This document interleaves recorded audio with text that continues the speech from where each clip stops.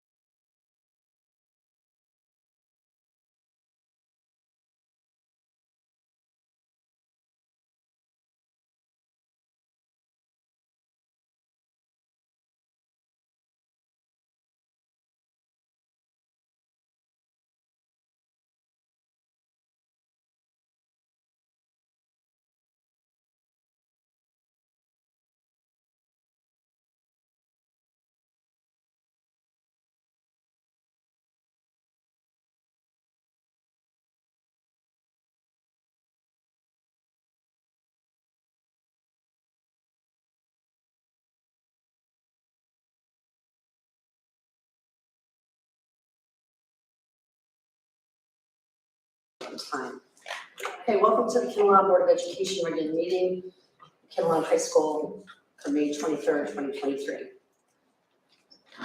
New Jersey Open Public Meetings Law was enacted to ensure the right of the public to have advance notice of and to attend the meetings of public bodies at which any business affecting their interests is discussed or acted upon. In accordance with provisions of the Act, the Kinnelon Board of Education has caused notice of this meeting to be published in Suburban Trends on January 22nd, 2023, posted in the Kinnelon Public Library, filed with Borough Clerk, and posted on the district website. Ms. Keen, will you poll the board, please? Mr. Eisenmaker? Here. Mrs. Leonard? Here. Mr. Myers? Here. Mrs. Perrella? Here. Mrs. Portman? Here. Mr. Patricelli? Here. And Mrs. Donaldson? Here. We will be having a closed session at the end of this meeting, so I'd like to make a motion to amend the agenda. Motion. Second. All in favor? Aye. Okay. All in favor, Ms. Keen. All right, please rise for the pledge of allegiance.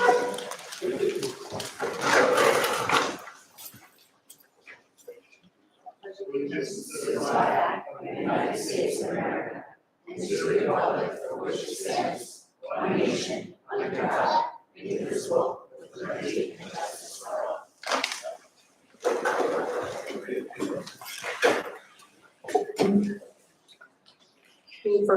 First routine matters approval of the minutes. We have the April 25th the public budget hearing, and then the regular meeting minutes. May I have a motion to approve? Motion. Second. Any discussion? Okay, seeing none, Ms. Keen, will you poll the board? Mrs. Leonard? Yes. Mr. Myers? Yes. Mr. Eisenmaker? Yes. Mrs. Perrella? Yes. Mrs. Portman? Yes. Mr. Patricelli? Yes. And Mrs. Donaldson? Yes. Christine?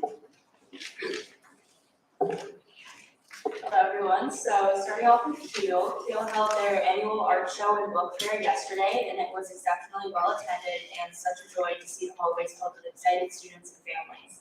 Second grade students will visit Yogi Berra Museum in their Marine Center next week to participate in a STEM/science experience. Kindergarten and second grade move-up day will take place on June 1st, and the preschool graduation ceremonies will take place at Keel on Friday, June 2nd. Our annual Keel Field Day will take place on Monday, June 5th. It is an all-encompassing day for students as they are encouraged to participate in special activities aimed at fostering their academic, social, and emotional growth.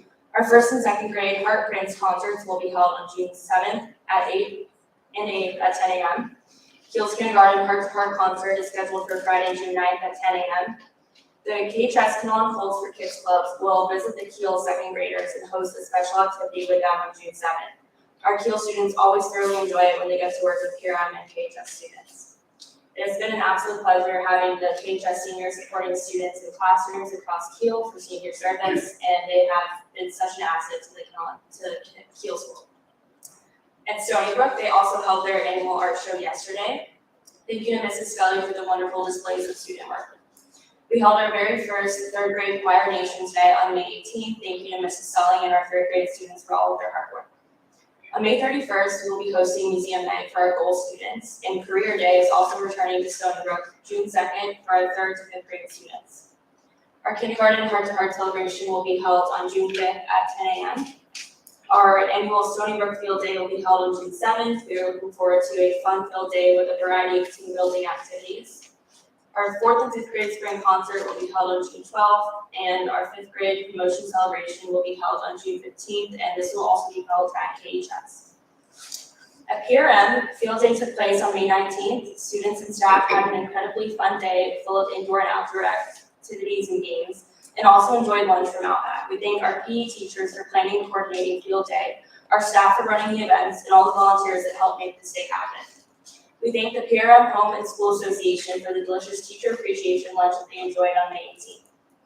The 8th grade field trip to Gettysburg in Philadelphia took place on May 11th and 12th. Our students visited a number of important and interesting historic sites, as well as fun locations like David Buster's and the lunch cruise on the Delaware River.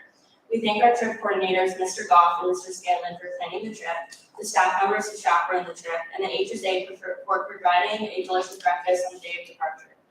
We are looking forward to the 8th grade promotion ceremony, and a letter with details about the event has been emailed to all 8th grade parents and is also posted under school notices on the PRM website.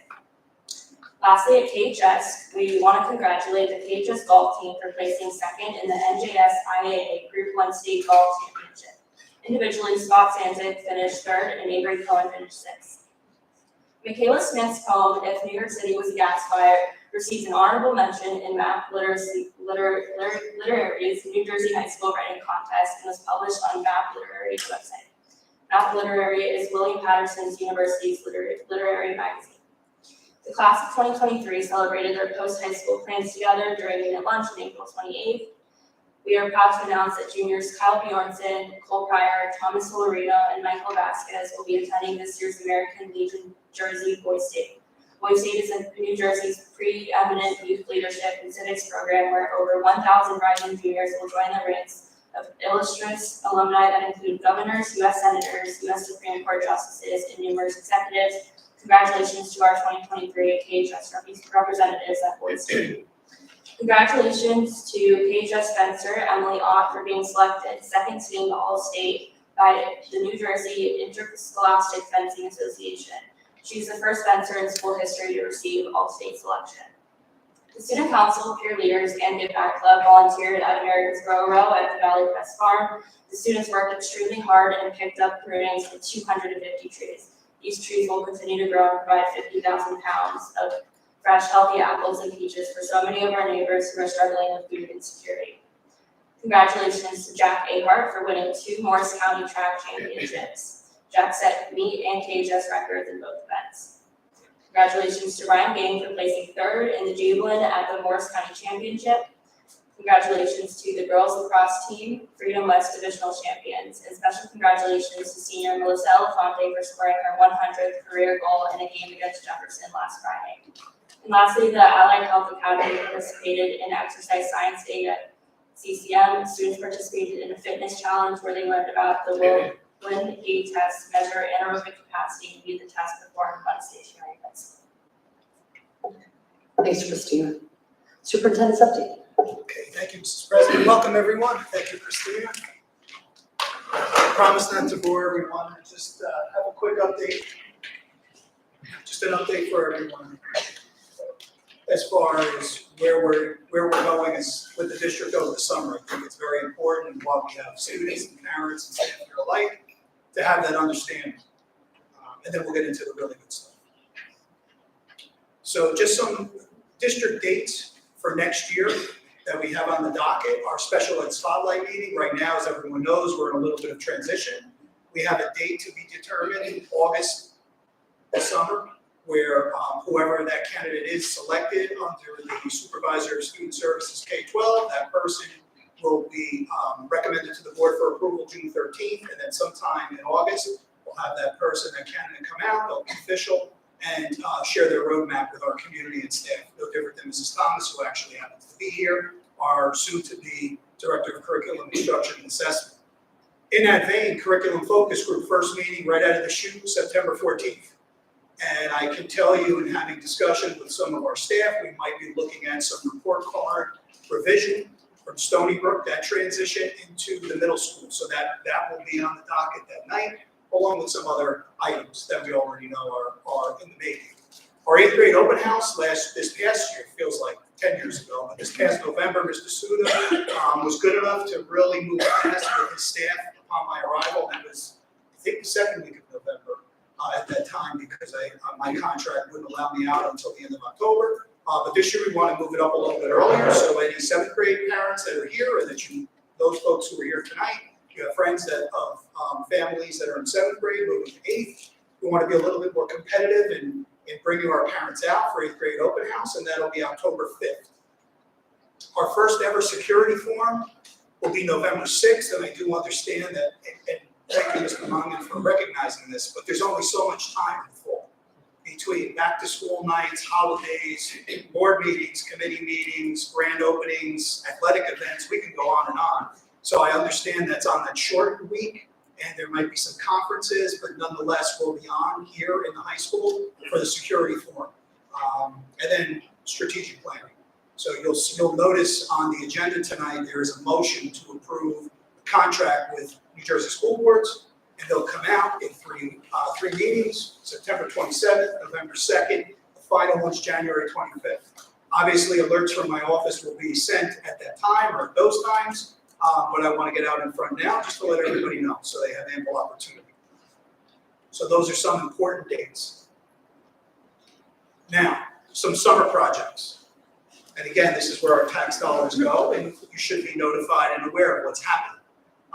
In Kittleon High School, here, we're looking at auditorium lighting, weight room renovation, complete weight room renovation, partial 4-foot fence replacement around the track. The track right now, we do have 2 quotes. We're looking further into that about repurposing and resurfacing, and possible lease options or 2 or 3 year payment plans, because the track is very expensive. It's a big ticket item, but with a brand new field from our donor, from a gracious donor in town, we'd like to change that. So that's a stay tuned, but those other items right there at the high school will take place as soon as the school year ends. When we're talking the Cisco building, our architect of record was in today visiting about the vestibule. We're looking at added surveillance. We're prepping for pre-K, obviously with full day kindergarten, making that move from Stony Brook to Kiel. Our pre-K will come over, and I shared that previously, so has Mrs. Alwale, who's here tonight. And I want our parents and our staff to know we will take short tape videos in August with regard to Cisco building as far as entrance, exit, new protocols, new standards, the whole 10 yards. Emergency drills, we'll partner with Chief Napolitano, who's in the back here tonight as well. Thank you, Chief, for coming. So everybody can feel comfortable with this transition. And then, of course, PRM and KHS, we have the technology infrastructure about to go off this summer. And then we're looking at security, Alyssa's Law compliance district-wide. So in one fell swoop, quite a bit. And so if anybody has any questions about dollars and cents, you can always feel free to email me and Mrs. Keene. If you have any questions particular, always feel free. The door's always open for anybody who asks. But it's very important that our community as a whole knows the steps we're taking as a district. Future grants that are still out there that the board approved last month is our RAD grant, which is 60-40 split, and that was for partial roof replacement at Kiel and partial roof replacement in Stony Brook in 2 sections. So that's with the School Development Authority in Trenton. Sometimes things take time. We should know some fall of 2023. I'm hoping it's not winter, but if we were successful, the timeline and the money allotted. And then lastly is the security grant on 75-25 split, 25 meeting the district's portion, 75 meeting the state. And those results also are in the fall of 2023. So there's a lot happening at the central office. And again, I'll say the word important, I can't emphasize it enough, that we know. Under the B section tonight, for personnel and negotiations, are a few names, a few changes, and then also a new job description. So I'll start at the top, Supervisor of Special Projects, and while nothing's official until it's voted, you see Mr. Shivas, who's also here tonight, and that's a position that I've developed and worked with the board in tandem. And again, no money to the district or to our budget, it's a slide of a position. And really for purpose, to quote one of their admins from a long time ago with purpose. Mr. Shivas, after approved tonight, he's already steering the security grants. He'll work with security, he'll work with Chief very closely in grading our district. It's an area in need of improvement. Okay, both infrastructure and protocol and process. So things will change next year, hence the security forum. At the same time, he'll be working as the affirmative action officer for the district. He'll be working with the high school student assistance counselor, HIB as well. So a lot from his office outside of security. Really a jack of all trades, but it all funnels into one area: mental health, wellness, safety. Next is KHS assistant principal, because with the voluntary transfer of Mr. Shivas, left an opening. Mr. Arroyo stepped up. He put in for a voluntary transfer, which I agree with, and recommended to the board for approval tonight. And under his position, he'll assume all duties at the high school as assistant principal. And then as far as his history, previous duties, that'll be absolved into him. So again, that's where that story ends. Where we pick up, we have a resignation in one of our current supervisors. And rather than fill the position, I'd rather repurpose from within. So something that I had shared at every school building when I arrived was 3 simple things. I wouldn't ask staff to do anything I haven't done or won't do. Fair and reasonable. And I'm looking for leaders. And the third one, looking for leaders. This year, so far, not even a full year, in 6 months, I like to give people tasks. I believe we all can do more. I emphasized and spoke to that in the budget hearing. And Mr. Shivas, Mr. Arroyo, and a lot of our teachers have stepped up. And so I'm very interested to see, again, assuming that the board approved that ELA fine and performing arts department chair position, broken down into K-5 with a focus, and then 6-12 with the other focus, who will step up? And who will take that on? While they still teach a certain amount of sections, but then fall into the supervisory role. And that's my style of administration. Right now, looking at our budget and the largest in the land and our demographics and our consistent numbers, I think all of us, including me, can do more in our positions. So that's what I'm looking for. I think for our community, you need to know we have a lot of workers within. So those dollars are well spent. The rest of the money from that salary that we had already budgeted will be repurposed for other areas, not staff. June 13th, 3 weeks from today. So Ms. Keene will have the revised LRFP. She can talk to that, speak to that. We have Mr. Mongan coming up with the 3rd and 4th grade marking period pillars of character recognition. Mr. Doty with the spring sports. You heard Christina, our student rep, speak to all the accolades in the spring, which are many. So Mr. Doty will be here to make it official. We have multiple KHS Eagle Scout recognition awards, and then the following 23-24 dates. Principal forums and back to school. We have to figure out a way with the dates we have, with the time slots, how does it all work? And with the least amount of interference as possible. Because yesterday was fantastic, so to speak. 4 to 6 at Kiel, we had the art show, then Mrs. Utel up at Stony Brook had something going on, Mr. Suda had his principal forum. We could only be in so many places at once. So it gets very difficult, the opening of the school year and the close of the school year. But we'll get through it. I'd rather have those problems than others. So with that, I'm going to close out my section and my update. Please feel free to share with your friends and your family, and tell them to call me if they have any questions. And I'd like to call on Mrs. Alawale because this is the fun stuff. We're going to start with our retirees, our recognition, and our teachers of the year. All right. Good evening, everyone. Thank you so much for joining us tonight. I am so excited to be able to kick off this evening's recognitions, beginning with our field retiree, Mrs. Lorraine DeMayo. Mrs. DeMayo is here this evening. If you want to come on up, we would love to honor you.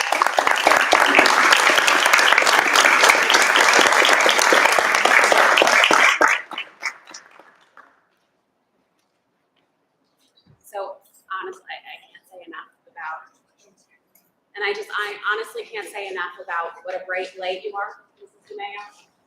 Everything you bring to Kiel, you've been here many years, and I know you're really a fixture. And every single day, I know I've asked you to do some hard things, right? Just day to day, our work with students, it's always the most rewarding, and these recognitions are so critical because, like I said, every single day you come in with a smile on your face and are willing to take on anything for the grade of our students. And with you not returning, as I'm looking at staffing, right, that's really the point where we are right now, is staffing for next school year. And it's really hard to imagine that Mrs. DeMayo is not on that list returning.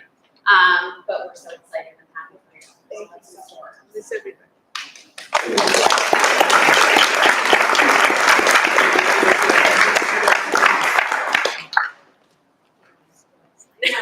You're perfect. Congratulations. All right, so next up, education. So we will begin with our Educational Services Professional of the Year. Congratulations to Nurse Hackey. Is she here this evening? Nurse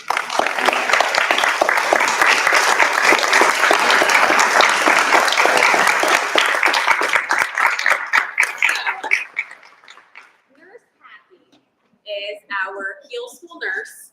I have to say that she's been with us in Kiel since before the building was constructed. So she was part of the original Kiel School, right? So it was really fun as we found this summer, this past summer, we found the treasure trove of replicas, and she's been able to kind of walk me through the history of Kiel School and tell us all the stories, and it just, again, really speaks to just what a fixture Nurse Hackey has been. There is, throughout the building, every single day, there's not a job that you don't do, honestly, just in supporting our students, our staff, their families, again, way beyond, above and beyond the call of duty as our school nurse. And so we're just so excited. Congratulations on being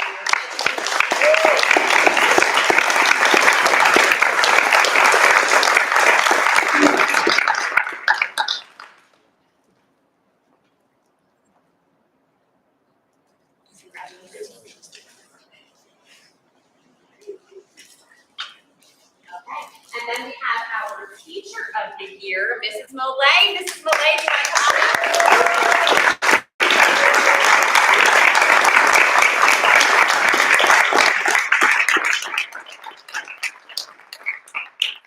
just have to say about Mrs. Molay, it is my hope that she learns half from me as what I've learned from you in the past 3 years working with you in first grade. You, again, look, our Kiel teachers, I say it every day, but it's so true, are the best, right? We just know they're the best around, hardest working. If you drive by Kiel School at any hour, Mrs. Mollay's car is there. And if I send an email at any hour, just because, I'm thinking teachers, staff will see it the next day, Mrs. Mollay's responding at midnight, often. And again, it just speaks to the fact that you are always just about kids. You're always about your students, making sure they have what they need, making sure that families have what they need, and it just speaks to everything you do on a daily basis. We all see it, and we're really happy that you are Kiel's Teacher of the Year, so congratulations.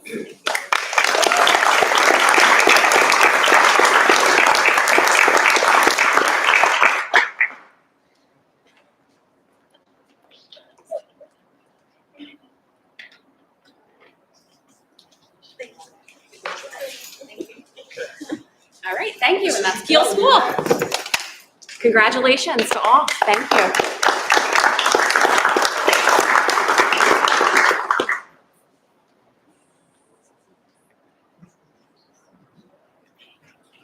Good evening, everybody. Thank you for coming out tonight. So the first person that we want to recognize on her retirement is Leslie Wayne, our third grade teacher. So I have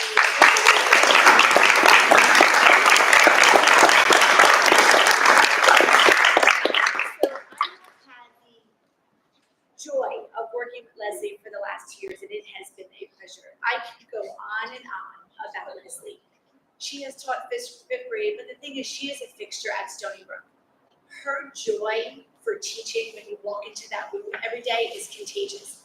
Her passion for what she does, and when you really understand and see it, is when you hear from a student teacher. She had a student teacher this year that we're in the process of interviewing for replacing Mrs. Wayne, that when you hear the words of what she learned, is when you truly understand what she does for our students. Her drive, her passion, her dedication to her colleagues, her collaboration. But one thing that probably a lot of you don't know is her incredible sense of humor. She has a spitfire sense of humor that just makes you laugh at times when you never thought you would laugh. Her love for animals, and the thing is, we live in the same town, so I hopefully will see her. But Leslie, on behalf of all of your family in Stony Brook, it has been my pleasure to be able to have worked with you. I hope you take all of these memories and share them with everybody, but we truly, truly miss you every day. Congratulations.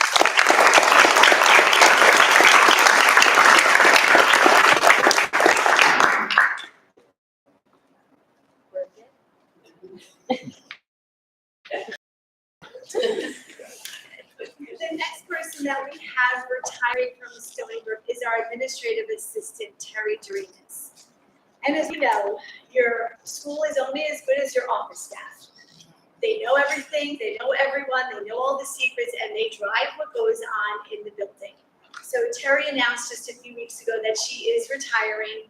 As she says it, she's healthy enough, young enough to travel with her husband and go to their cabin in New York State and do the things that her husband has been begging her to do. But without her, we wouldn't run as smoothly as we do.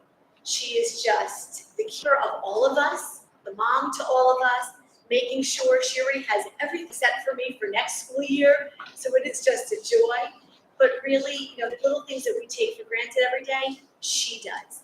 She is going to be sorely, sorely missed at Stony Brook, and we wish her well. So, way to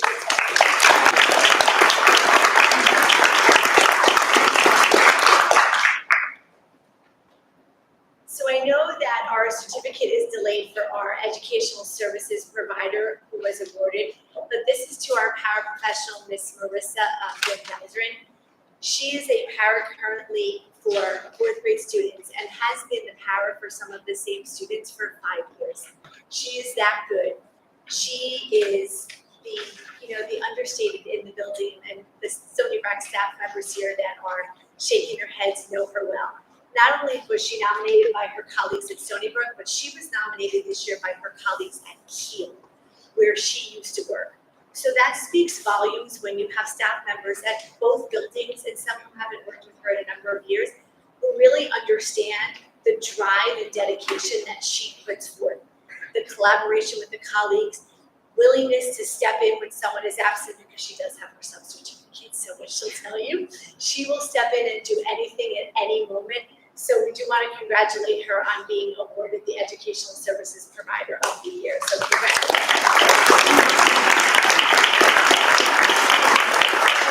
I just want to call down Ms. John Ellis, who is our Teacher of the Year.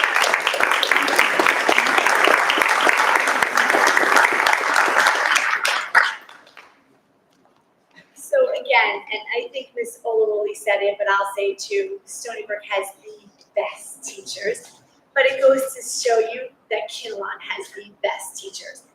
Jana is a jack of all trades. She is our teacher of the deaf, and all the administrative team knows that she works in all 4 buildings as well as out of district where some of our students are. So she goes, at a moment's notice to out of district placements to assist students. She is a team player. She is collaborative. She just finished her admin cert, so we got to work so closely last year. Just being able to share my knowledge and really hear a little bit of a fresh perspective was my joy and pleasure. She is also a guided study teacher. But even with that being said, she goes the extra mile for everyone and anyone. The dedication and care that she shares for our students, working one-on-one as a push-in all grade levels, as our guided study teacher, making sure that parents and students need whatever it is that they need is so impressive. And I know sometimes the day goes by so quickly and you lose time, and you run through the hallway and you say hello to each other, but being able to recognize, and for her to be recognized by her colleagues, is what really means the most to me as her administrator. It is an honor to work with you each and every day. It is a pleasure. And to see what you share with our students and our families, I thank you. We thank you. Congratulations.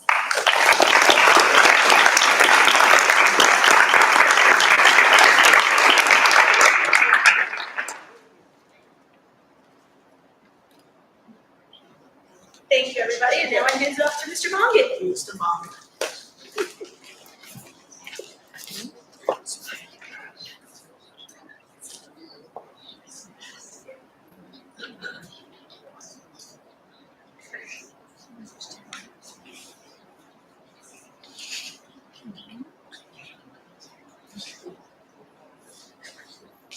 All right, we have 3 retirements from PRM, very significant too. The first person we would like to speak about tonight is Mrs. Karen Butler.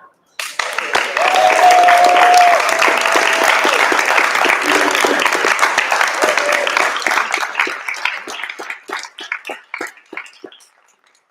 it really happening? All right.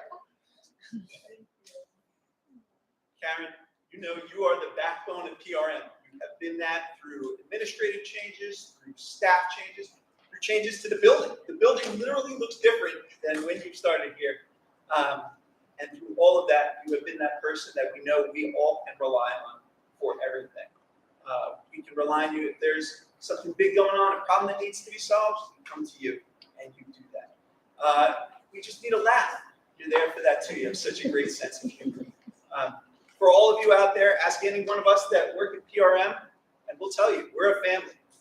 And Karen, you are the heart of that family.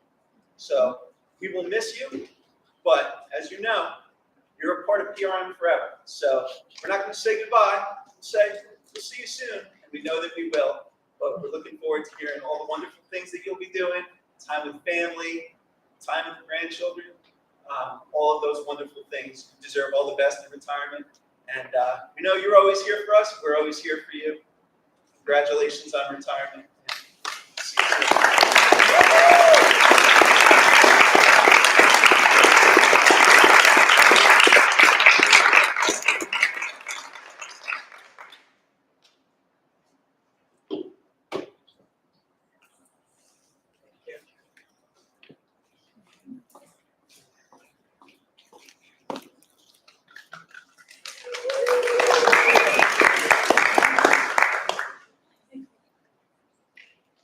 Okay, next, Mrs. Laura Kroll.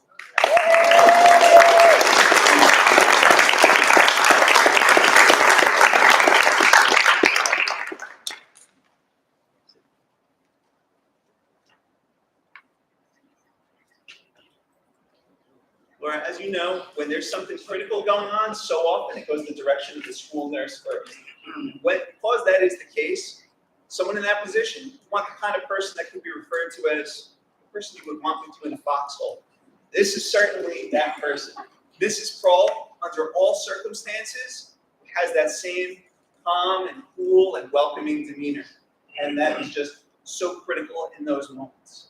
You know, you have such tremendous knowledge, such tremendous intelligence, such capability in school nursing, and just all of the things that it takes to make someone well in those moments. But it's not that knowledge that people are thinking of when a kid comes down feeling really sick, when a parent calls because there's just, you know, a new medical thing that they're dealing with, and they don't quite know how to do it. The thing that they notice first is how much you care, and that sense you give everybody, that you inspire in everyone all the time, that it's just going to be okay. You have given that to every single one of our students that you have worked with. You've given that to every single one of us. We have been so fortunate to work with you. And again, we will miss you, but all that good that you have done for everyone else, now you certainly deserve that coming back your way in retirement. So we look forward. Again, this is not goodbye. This is we'll see you again soon. We look forward to hearing about all the wonderful things retirement will bring your way. Certainly. Congratulations.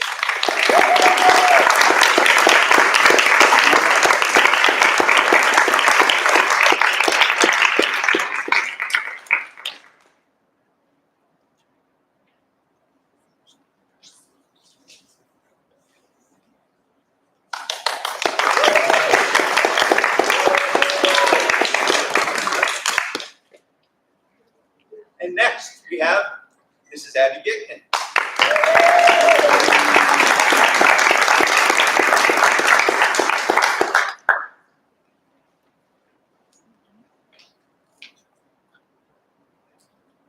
Abby, as a speech teacher, literally you enhance people's ability to communicate. work that you do with them is something that they're going to use throughout their entire lives. It is such a tremendous and awesome responsibility to give that to students. And at the same time, the way you go about your work, you do it with a lightness, with a sense of humor that is just so engaging, that brings the students in, makes them want to, rise to meet your expectations. And so, and we all know how awesome that gift that you are giving the students is. All they know is, man, Mrs. Dickman, man, she's helping me grow. She's helping me get better at what I do. You have done that all the way through. You've done it with such an amazing attitude, such an amazing sense of humor, and you have certainly earned a wonderful retirement. But I hope it is not lost on you. I hope you go into that retirement knowing what a tremendous impact you have had on the lives of every single student that you have been with, that you have affected. Truly, your impact is going to go on so far beyond your retirement and literally for the rest of their lives. So thank you for all you have done for your students. Congratulations. Again, enjoy retirement. We'll see you soon.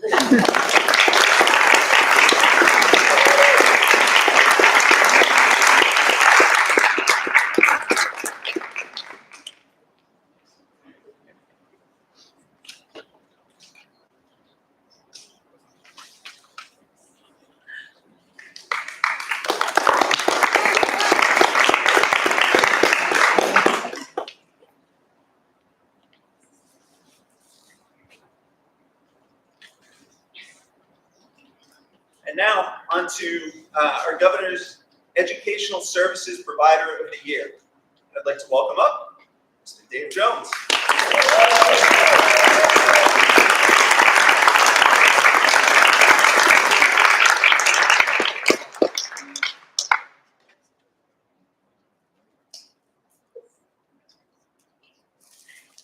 Now, for those of us in school, we know how important the work of a paraprofessional is.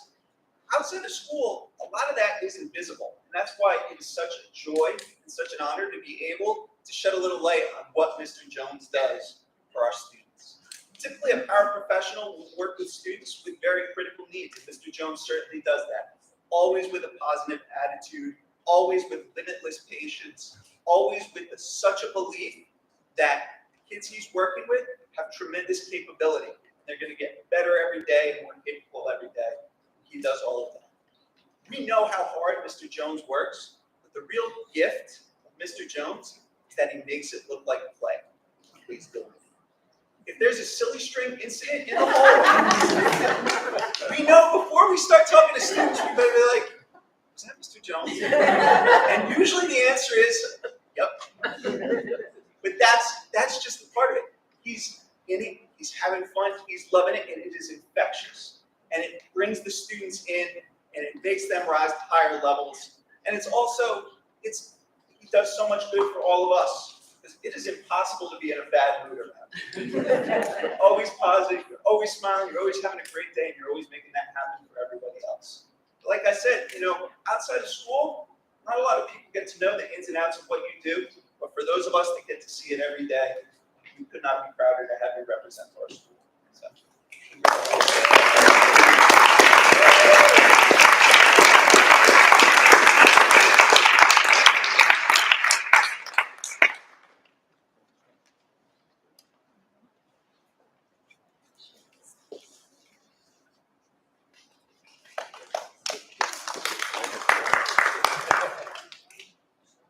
and now for our Governor's Teacher of the Year for PRM, I'd like to welcome up Mrs. Karen Jexa.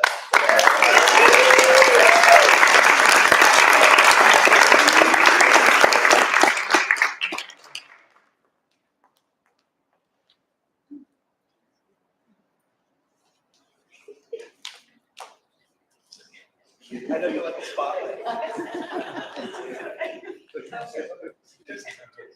That's okay.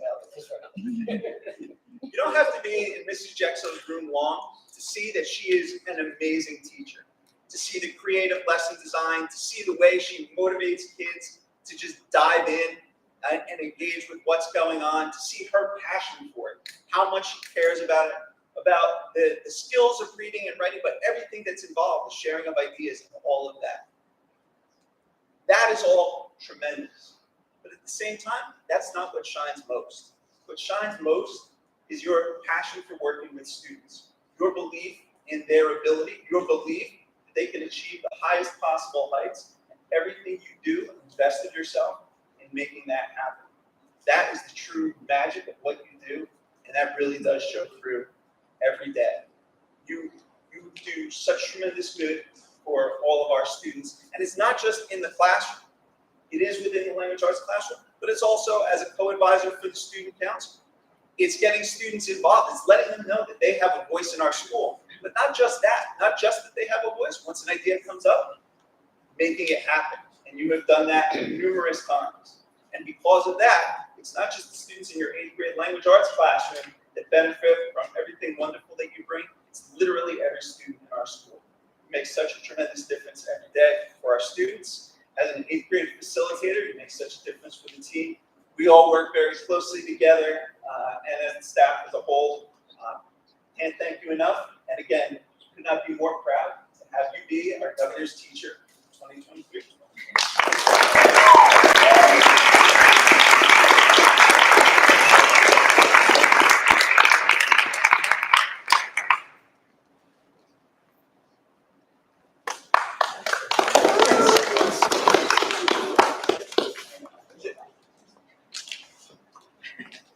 All right.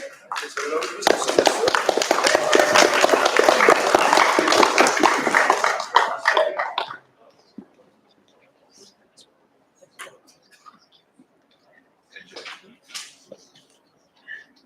Good evening.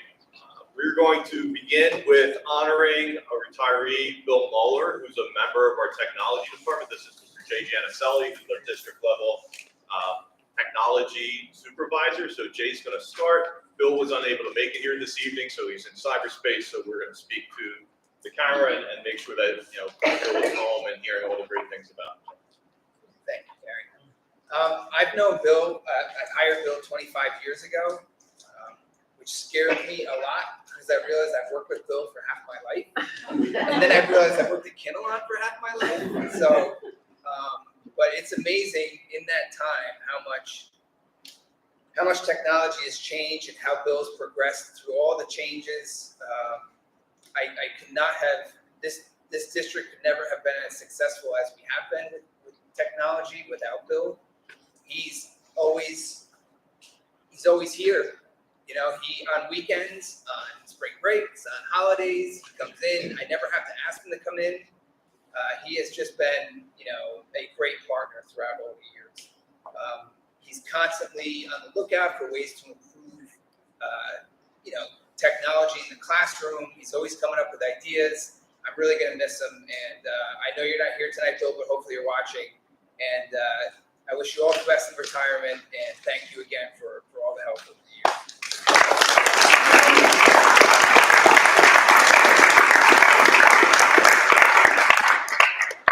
And from my perspective as the high school principal, being here for 8 years and getting to know Bill, he has just been such a gentle soul in helping our school get up to speed with our one-on-one initiative. Over the summer, he manages all technology. At one point, we had close to 500 desktops and laptops, and he was constantly managing those on behalf of our school. With our staff of 60 and all that technology, Bill would have to resort with all the different personalities to his humor, his dry wit, which was impeccable. His number one rule when anybody had an issue was, did you turn it off and restart it? And it seemed that 50% of the time that worked. And he would just chuckle, but he was always there for us. He was always supportive for the students. He was always supportive for the staff. And he did, as a help desk and a technician in this building, he really made our school fire on all pistons. So thank you so much, Bill. You're going to be sorely missed, but all the best health and happiness in your retirement. Thank you, Bill Mueller.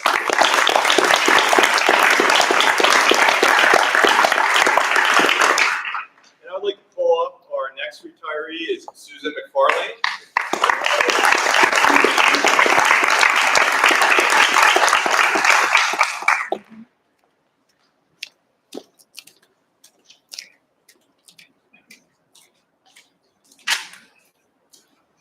So Susan is a member of our special education department, our child study team. She's our school psychologist. She's one of our case managers, one of two. And Susan has truly been a pillar in our special education department.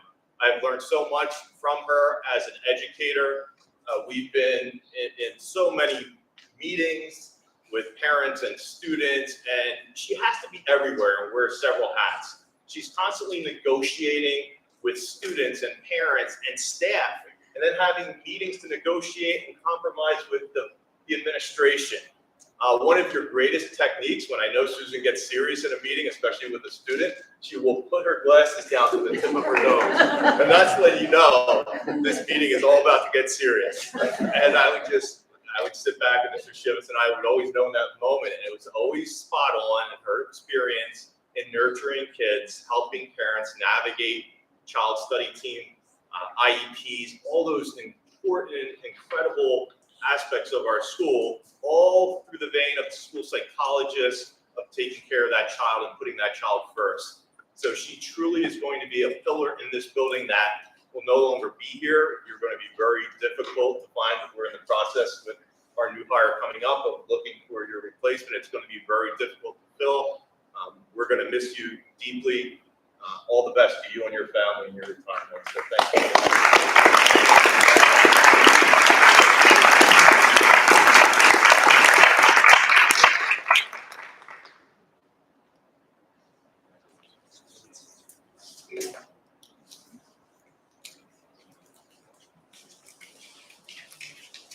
Emily Chimino, I don't think she could make it here this evening. Emily?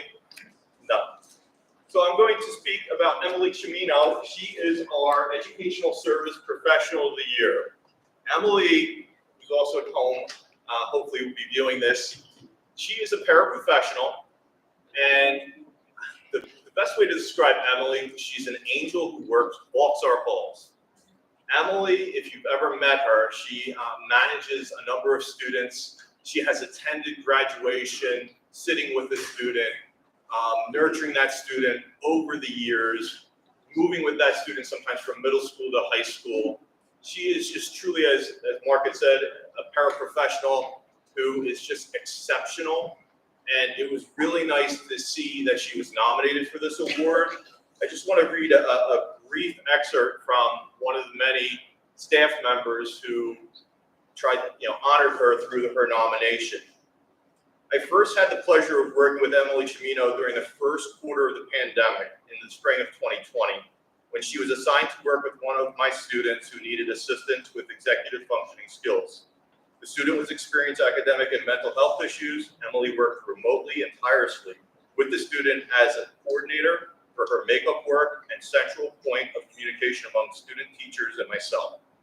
Emily was so caring, compassionate, and thorough as we were all trying to navigate those uncharted waters. For some time, Emily and I spoke daily each time she reported the progress of the student and had not made that day. Without Emily's patience and persistence, the student would not have been able to make it through the school year successfully. And I will always be grateful to Emily for her Herculean efforts and during this difficult situation. It's just one little glimpse into Emily, which we've had the benefit and fortune of watching her and continuing to work with her throughout the years at Kinnelon High School. And I wish she was here so I could give her a great big hug. But Emily Chimino, our Service Professional of the Year for Kinnelon High School.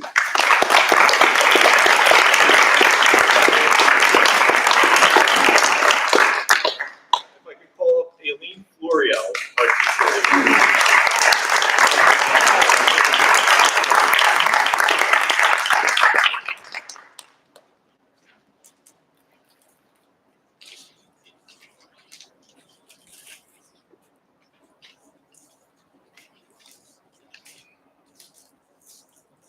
Also, as a high school principal for the past 8 years, I heard a rumor about 6 or 7 years ago that Aileen was interested. She was a PRM teacher, English teacher, and Aileen was hoping to come to the high school. And hearing all the incredible things that she was doing at the middle school and being a former middle school teacher and a high school teacher, after talking to her as both a parent and also as a colleague, I was so happy happy to hear she was coming to the high school, and it has truly been a blessing to the high school. I'm sorry, Mr. Mongan and Mr. Buser, for pulling her, but it has truly been an absolute blessing. And, you know, her impact on students at every level has truly been remarkable. Once again, learning so much as an educator, as a former language arts teacher, you know, we often sit in your classroom and we talk philosophy of education, we talk education, we talk about life, and we talk about all those wonderful things you do. And observing her, it's magic. At one point, she had these little round chairs, and I sat in one, and I had to ask her the weight capacity before I sat in, because I did. But I was going to, you know, risk it if it collapsed. It would have been a great moment. But in her classroom, every student is so important. At one point this year, she reached out to an author. She had a student who was, I believe, a bit of a challenge for a reader at first, couldn't find an interest. Well, she was able to match him up with an interest in a book. He read it. She reached out to the author during a vacation and orchestrated the author to have a Zoom meeting with the student to speak about the book. And later, the student and the parent approached us and said, this was probably the most impactful moment of her child's life. So that is, you know, what our blessing is here at Kinnelon High School. And that is Aileen. I also wanted to mention also an excerpt from someone who described her in this nomination. Aileen Florio is an exceptionally caring, dedicated teacher who goes above and beyond on a daily basis. I first became acquainted with Aileen when she shared a common student who was at risk of not graduating during the pandemic. She agreed to provide home instruction, and so that the student could graduate on time. And every day at 3 p.m., she would wait for the student to log on remotely. I then started the log, and with her, we began to coach the student to keep moving forward. The situation was a challenging one, but Aileen never gave up. She adapted, differentiated, redesigned lesson plans, created individualized lesson plans, and no matter how much the student resisted, she kept going back to the drawing board. Thanks to her tireless efforts, Aileen helped the student make it across the graduation finish line. In the years and months since, Aileen has contributed to demonstrate her unwavering passion for student opportunities and success. There is one student who was struggling mightily the first half of high school. Aileen has truly turned the student's life around. For now, he is finding his academic success and has built confidence in his abilities. Her care and vigilance have changed the trajectory of the student's life, and that is the finest gift a teacher can give. Aileen makes time to celebrate student successes and sing their praises in thoughtfully written, heartfelt emails to parents. For Aileen, teaching is a calling, not merely a job. She puts 110% into this calling, and our community is very fortunate to have her watching over our children. I could not agree more or attest to this representation of Aileen Florio. So to Aileen, congratulations.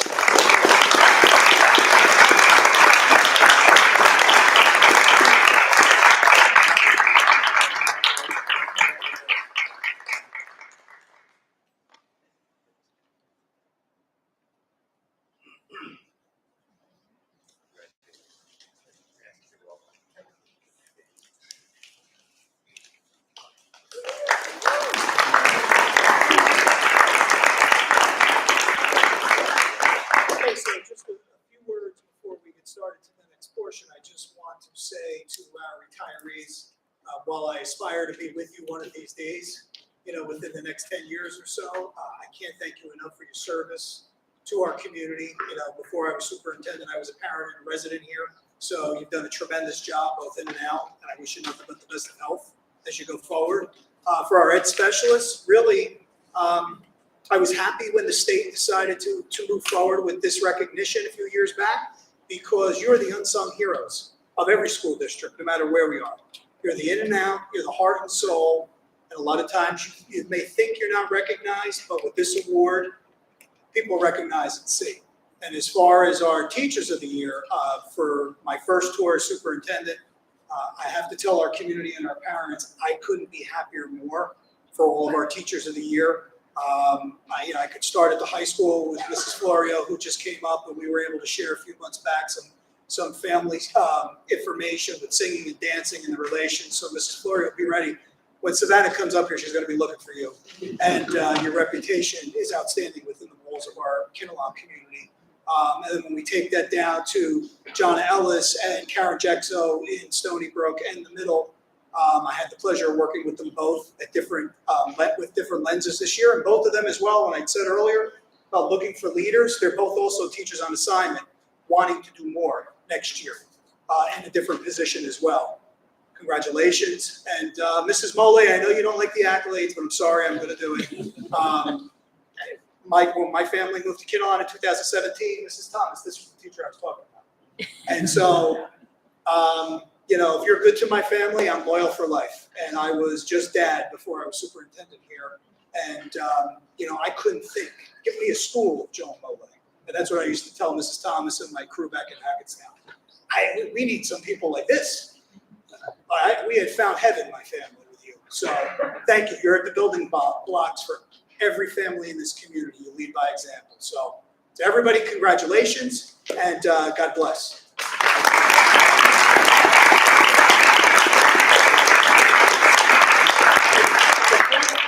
We're going to roll that good feeling into a few student presentations, and then I promise we'll take a recess. So I'm going to call up Mrs. Hendricks and Mr. Mongan and Mr. Buser back up for 6th grade honor band recognition, and then we have one more recognition by Mr. Mongan and Mr. Buser, and then we'll break. And parents, if you'd like, you could, after each recognition, if you want to come up to the table and take a picture, you're more than welcome. The floor is yours. Thanks. My name is Bonnie Hendricks, and I am the 6th grade band teacher at PRM. We are here this evening to recognize just some of the talented student musicians here in Kinnelon. Their dedication to music and your support as a community is why we have received the NAMM Association's Best Community for Music Education for the 11th year in a row. Tonight specifically, we would like to congratulate several PRM 6th grade students who took part in the New Jersey School Music Association Region 1 Elementary Honor Band Festival held at Mount Olive High School. 12 students were recommended based on their musical performance and dedication to the music department here in Kinnelon to be members of the ensemble. After a blind audition process, 7 PRM students were selected and took part in an all-day rehearsal and concert with other 6th grade students from other North Jersey schools. These students represented PRM and the Kinnelon Music Department with the utmost maturity, musical talent, and resilience as they rehearsed and performed a very challenging concert in one day. I would like to recognize the following students, if you could come up. Richard Cho.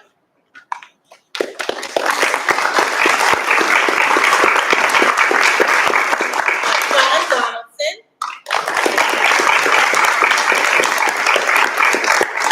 Ian Espejo.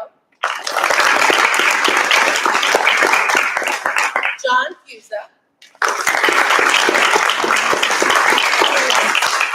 Joseph Fakira.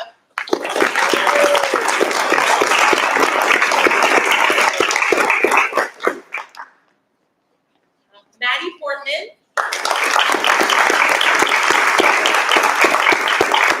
And Emily Beck.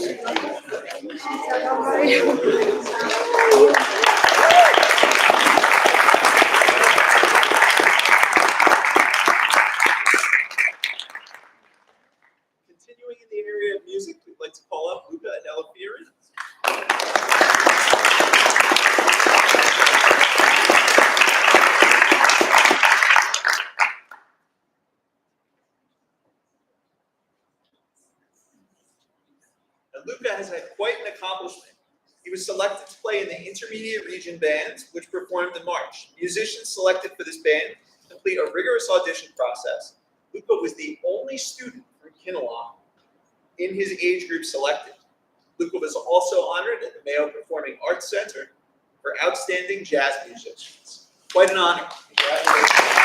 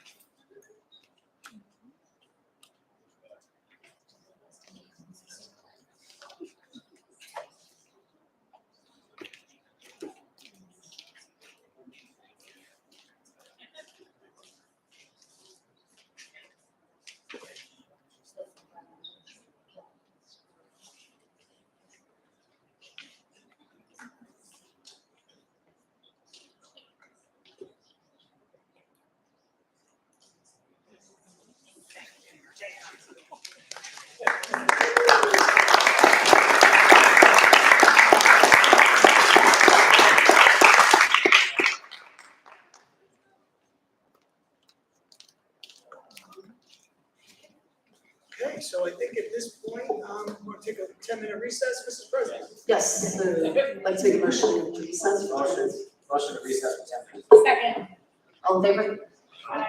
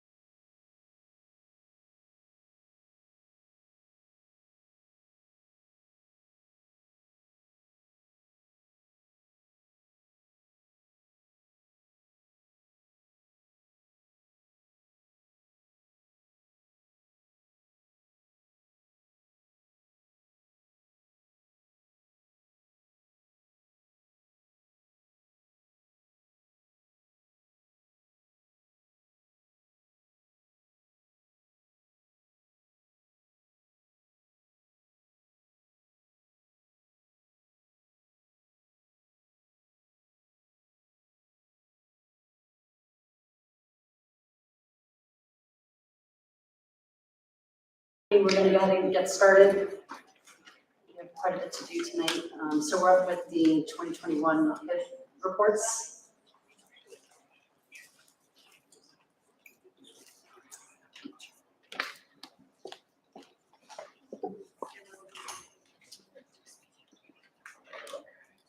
Hello, everybody. I'm Rachel Chatarillo. What the board is looking at right now is the 2021-22 HIB report. We can't do this current year's HIB report until the fall because we haven't fully concluded this year.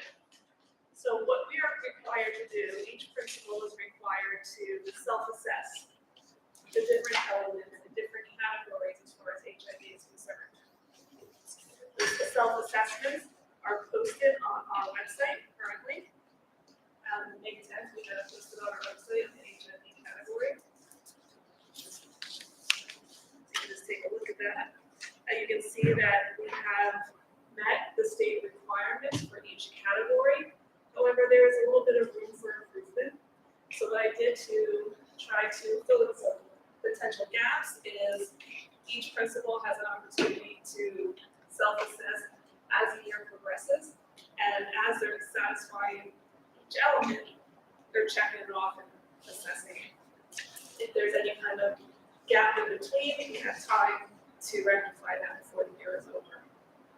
So the expectation is that the 2022-23 results will be elevated. So we'll see a progression for each year. And you'll see that progression presented next year.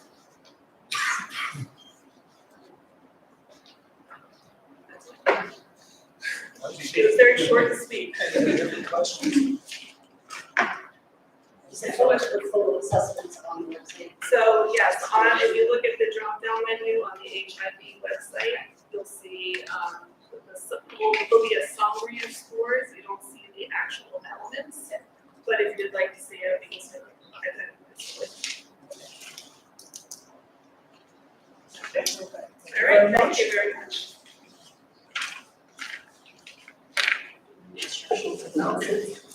So, in speaking to doing more and more with less, I'm calling up Mrs. Trombetta, our math supervisor, who also has taken the reins for instructional tech, and she's about to present an instructional technology plan and update. So, Mrs. Trombetta, turn it over to you.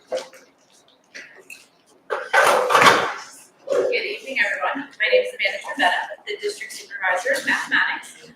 Just a little bit of the backstory. So during my interview process, I shared with Mr. Mango my deep appreciation for technology and just its transformative impact on education. As a learner myself, technology has always empowered me to be as effective and efficient as possible. And then as a teacher in the classroom, I really saw how it could, inspire and engage students, especially with such a tough subject like math. And then as an administrator, my love for technology has grown, exponentially. Math vocab for you. It really it streamlines our administrative process. It helps us make data-informed decisions, and it really helps us communicate and collaborate better. So over the past few months, we've been taking a closer look at the technology on all these levels. So at the student level, the teacher level, and the administrative level. Just to make sure that we are maximizing the benefits of what we have and that we're addressing the challenges and the concerns of the things that we have in place. So what we've been up to, I'm going to go into these a little bit more in detail, but this is just an outline over since February. So this has been in the works since February, this presentation. Just a quick outline. We are currently a one-to-one district. Our students in grades 3 through 12 all have their own devices. So we're looking to reboot that program, kind of give it a fresh start. We drafted digital learning environment and device guidelines. Those were shared at the Ed Committee. So we have a handbook now that goes with this program. We've created a district ed tech committee.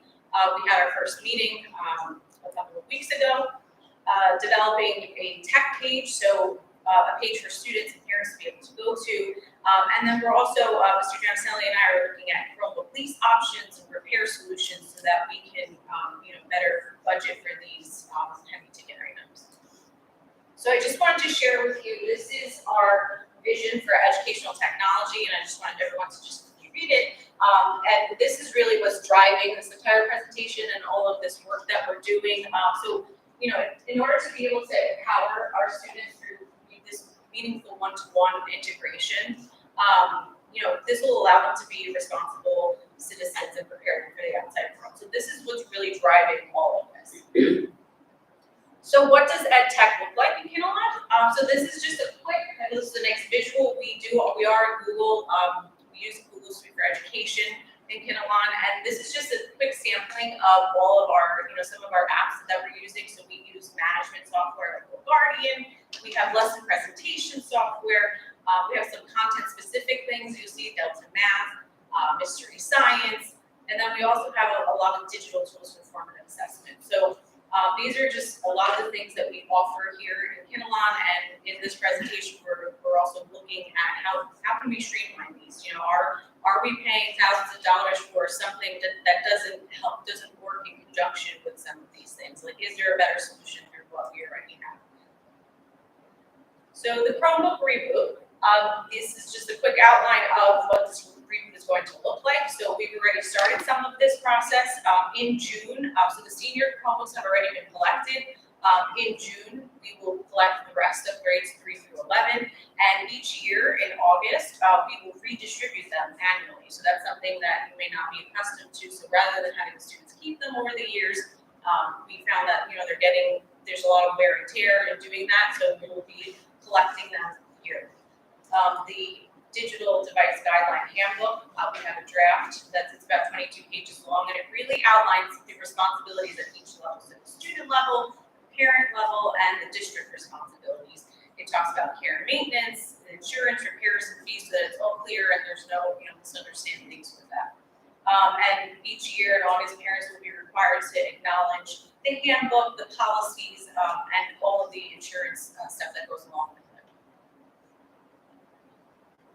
Also part of this reboot, we're going to discontinue the practice of allowing students to bring their own devices to access classroom applications and assignments starting in the fall. So this is speaking more about, laptops and things like that, being able to access our internet. The reasoning behind this, so when you are one-to-one, it really is about giving equal learning opportunities. We do have GoGuardian in place in this district, which is, it's an expensive program. It does great things, and we can't effectively use it unless our students are all on our school-managed devices.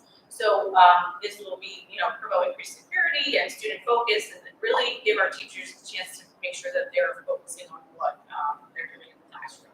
So tonight, you'll see on the agenda, there'll be a first reading policy 2363, the BYOD policy, to just make some changes to help line up with this this reboot that we're doing. The Ed Tech Committee, so we previously met. One of the things that we surveyed the staff, we're planning for a future transition back to Google Classroom, just for things about using the easy to use interface. Like I mentioned before, a lot of our apps and stuff, they do integrate with Google Suite for Education, and it just allows us to really seamlessly share and allow students to collaborate. And it really gives us an opportunity to communicate with parents through the classroom, with the Guardian email summaries. Other things that we're planning through this committee is planning for teacher training sessions. So that's something, as during COVID and a lot of things got lost, kind of restarting like the After School Institute, planning an ed camp focused on ed tech so that we can make sure that our teachers have the tools that they need to be successful with a lot of these applications that we have. And then next year, we're really just looking to streamline our interactive displays, what we're using to deliver our lessons, add-ons, extensions, applications, just really by department kind of look closely and make sure that we don't have 5 different applications that all do the same thing. So looking at those things a little bit closer over the course of next year.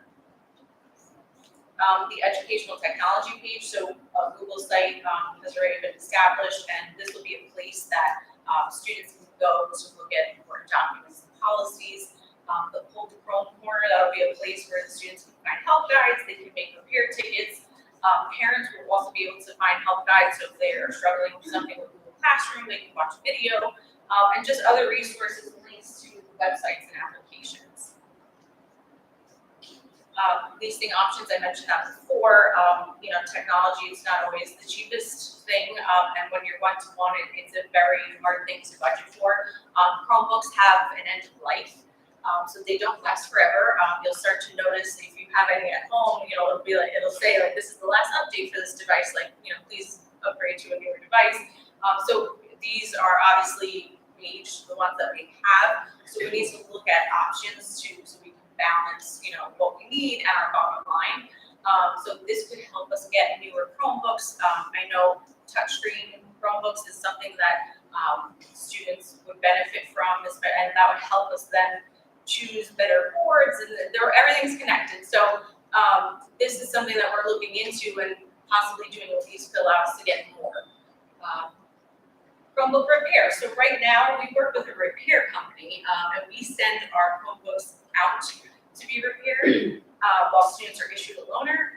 And at this time, it's not some districts repair in-house. That's something that we're, maybe down the road is an option for us. So what we're looking at in the meantime is Google has done a lot of work with districts in creating a repair program that involves the students.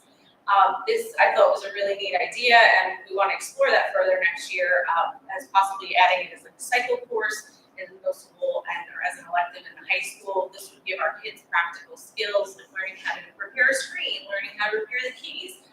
It would also give us the ability to return them quicker rather than sending them out, and just give our kids some practical skills. What's next? So a lot of things in the works.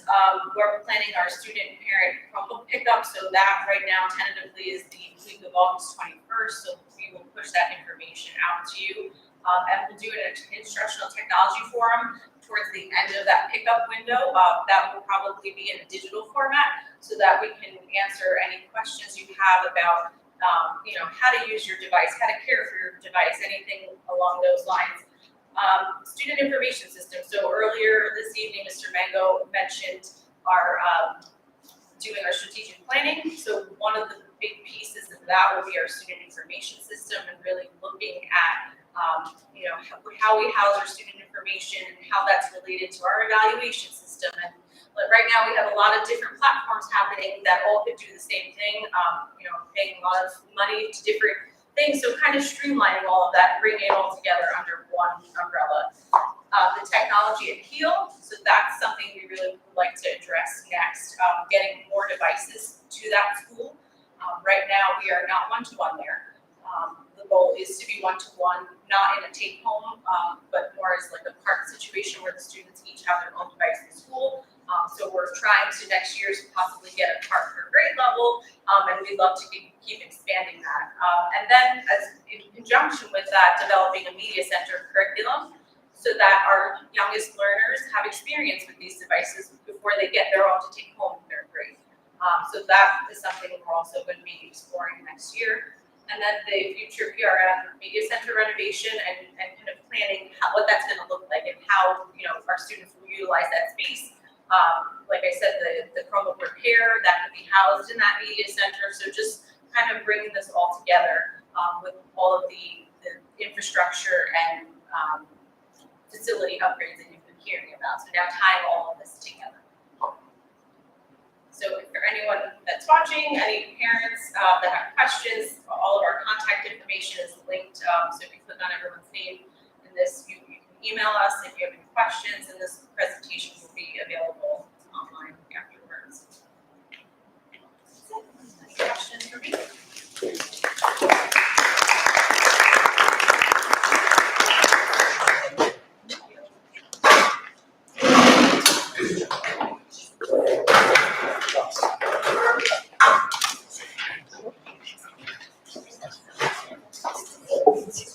Thanks, Amanda.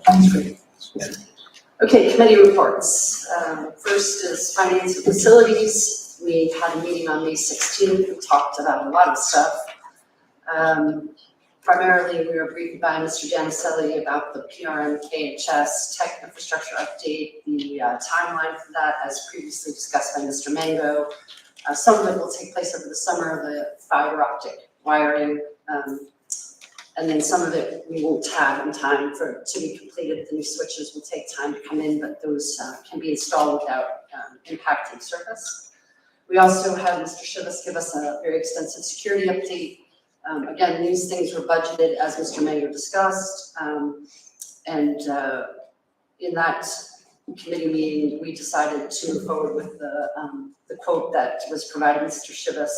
Shivas. And thank you for all that work and getting the grant writing done. I know that was a big lift, and I really appreciate that effort, because that can get us a lot of money if we're successful in getting it. We also talked about the tech infrastructure support and adding cameras to the Cisco building for surveillance, because we'll be moving pre-K in there. And that was also under security with combination of the vestibule, which he met with architects today, okay. So that will be forthcoming. Mr. Doty provided us some updates on just what was happening with the track. As Mr. Mango mentioned, the current situation with the track is, the way Mr. Doty described it, is like a bald tire. It's very flattened over years of use. I think it's 12 or so years old. So he gave us a quote on that, and we discussed that we'll have to continue looking at that, maybe get another quote. Tracks are a lot of money. The bleachers for Spear Sports Center should be done by graduation. But unfortunately in that project, the inner fence that goes around, which Mr. Suda had actually brought to our attention 2 years ago now, that was not part of the project. So what we can do is repaint the posts and just replace the chain link for portions of it. We do have that in the budget this year, so that's what the committee recommended. We'd also discussed 2 years ago renaming the practice field, the Fred Morse Field, and the turf field, the Spiro Center. And Mr. Mango is looking into a sign for that, and we'll be discussing potentially a dedication ceremony sometime in the future. And then we reviewed the uniform rotation plan. We discussed the summer projects that are Mr. Mango pointed out.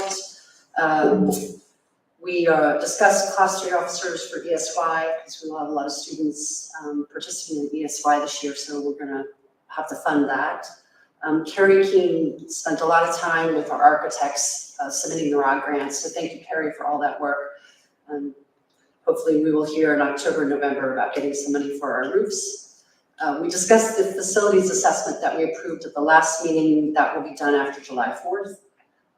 We will be approving the strat plan contract, which was also discussed by Mr. Mango with NJSBA. They'll be facilitating that throughout the fall and into January. And that involves community members, stakeholders, board members, and staff. So it's a lot of work, and helps having outside facilitators drive that for us. And finally, yeah, that's it. That's it for facilities and finance. Personnel. Okay, for personnel, I think we actually had it easy this month, because I think we only have like 14 items on the agenda, which is good for personnel. So we started off with the non-affiliated staff contracts. We discussed those, so if you'd like to kind of get any more detail about that, you can, of course, feel free to speak to Mr. Mango or any of us on the committee. Dave also mentioned in his email today about the proposed increases for the bus drivers, which is on the agenda today, so hopefully everybody got a chance to read that. That's on there as well. And then we had actually a lot of the same kind of generic things that were talked about in the other committees related to personnel. So we talked about the shared services agreement for our class 3s. We talked about our strategic plan, which Mr. Mango mentioned already, and then we talked about our supervisor of student services and the applicants for there, and the progress and how that's going, which I can't remember, David, I think you shared that a little earlier tonight, I don't remember, right? I think you talked about that in your presentation. Yes. So we have an easy agenda this month. Education. So in the education and student activities meeting, our athletic director came and he spoke with us about the KHS weight room upgrade and update, which is very exciting. We talked about the fencing that I know you talked about in your meeting. We had 2 teachers come that wanted to speak on behalf of our learning and got leading into our transition program at the high school, and just opening up some opportunities for our students to do some work study programs before they're actually in the transition program. And we think that this is a phenomenal opportunity for both our special ed students and potentially our gen ed students. Our staff has told us that they wanted to move away from the Marzano evaluation and assessment model, so we have moved towards the strong model. So we talked about the PD dates to train the staff for that. We talked about the subscription agreement, the costs that are involved. And then we had two wonderful girls meet with Mr. Mango, two students. They are empathic, entrepreneurial, and industrious, and they want to start a club. I just think it's phenomenal that they wanted to do this, and it's on the agenda. We moved quick on it because it was such a great idea. These two young women want to start a club that focuses on special ed activities, special ed events, fundraising, and hopefully potentially creating a team for the Special Olympics in our town. So we just thought that was a phenomenal idea. Mr. Mengo told us about that. We went over the PRM ELA resources. We talked to Mrs. Trombetta came and spoke about a lot of the things that she spoke about tonight. We talked about ISL and Mr. Mango. I talked about the Guardian. We also talked about potentially working on district-wide subscriptions instead of teachers doing individual classroom subscriptions in an attempt to create equity within all the classrooms, and then maybe saving a lot of money district-wide on things like that and helping classroom budgets go a little bit farther for all of our teachers. I know we talked about the BLE strategic plan that Mr. Mango mentioned tonight. We talked about the threat assessment teams that are going to be starting. We talked about some things the policy had gone over, and then our director of curriculum had created a textbook adoption form. So it was a pretty busy month. Thanks, Philly. Policy?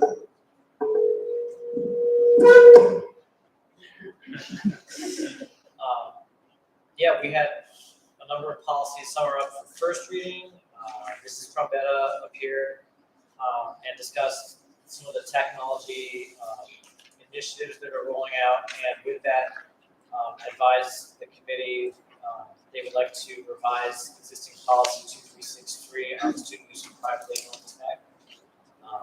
Not saying that anybody can't bring their own laptops or other things, but that going forward, especially with the upgrades that are happening over the summer, in order to use those devices, you'll have to also provide your own data.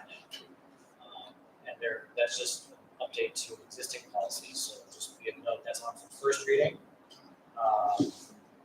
Also on for first reading and discussed at the committee were some updates to policy 3216 and 4216, which is dress and grooming for faculty and staff. Just as a reminder, this is not for me, this is just that there is a dress code policy. And it's always, especially when it gets warm out, it's a good reminder that everybody needs to dress appropriately, but especially with professionals, dress professional.